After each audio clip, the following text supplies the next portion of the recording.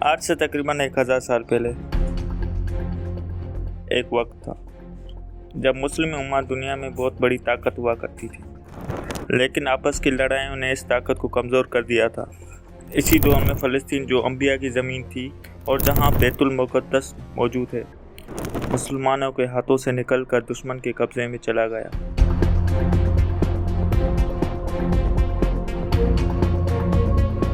ये शहर वो शहर था जो हज़रत उमर रज़ी अल्लाह ताला अन्हा ने बिना खून बहाए हासिल किया था, लेकिन इस शहर में जुल्म बहुत बढ़ गया था।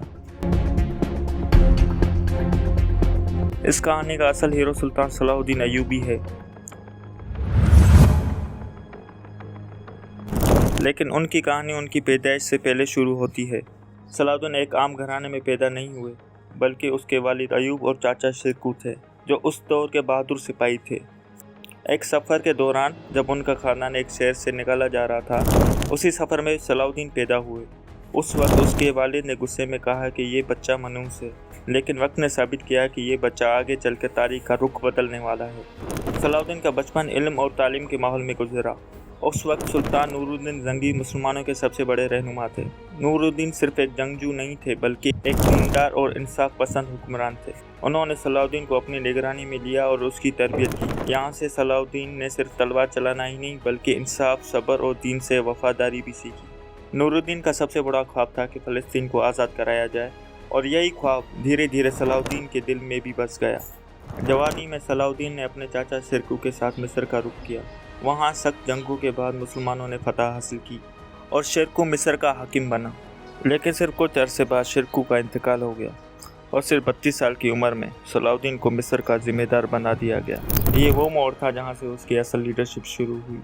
कुछ अरसे बाद सुल्तान नूरुद्दीन जंगी का भी इंतकाल हो गया। उनके बाद उनका छोटा बेटा हुक्मरान बना, लेकिन छोटी उम्र की वजह से सल्तनत कमज़ोर हो गई और हुक्मरानों में झगड़े शुरू हो गए।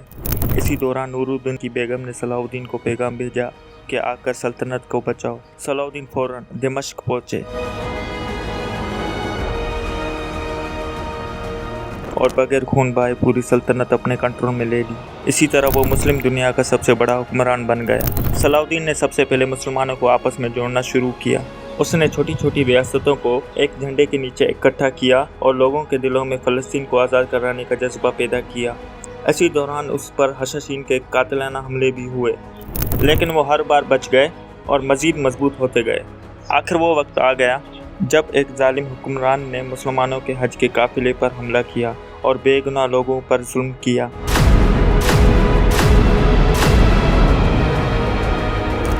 इस बात ने सलाहुद्दीन को जंग पर मजबूर कर दिया। उसने कसम खाई कि वो जुल्म का जवाब ज़रूर देगा। इसके बाद उन्होंने अपनी फ़ौज जमा की और फ़लस्तीन की तरफ रवाना हो गए। दुश्मन प्यास और थकन से कमज़ोर हो चुका था और सलाहुद्दीन ने हिकमत से उन्हें घेर लिया।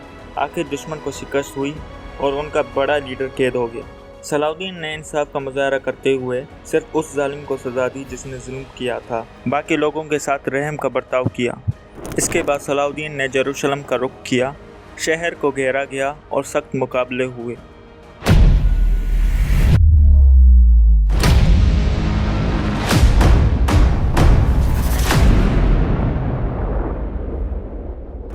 आखिर दुश्मन ने समझ लिया कि वो ज़्यादा देर टिक नहीं सकते। सलाहुद्दीन ने एक ऐसी ऑफर दी जो तारीख में कम ही मिलती है।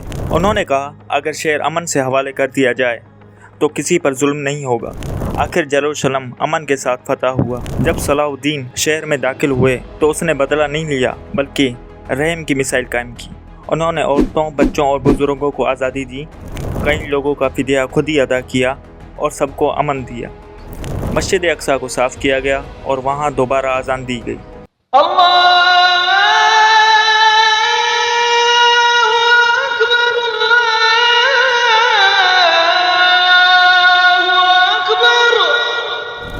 इसी तरह 90 साल बाद यरूशलेम दोबारा मुसलमानों के पास आ गया। अपनी ज़िंदगी के आखिरी सालों में सलाहुद्दीन ने मज़ीद जंगें लड़ी और अपनी सल्तनत को मजबूत बनाया, लेकिन लगातार जंगों और थकान ने उनकी सेहत को मुतासिर कर दिया था। आखिर में आप बीमार पड़ गए और आपकी तबीयत दिन ब दिन ख़राब होती गई।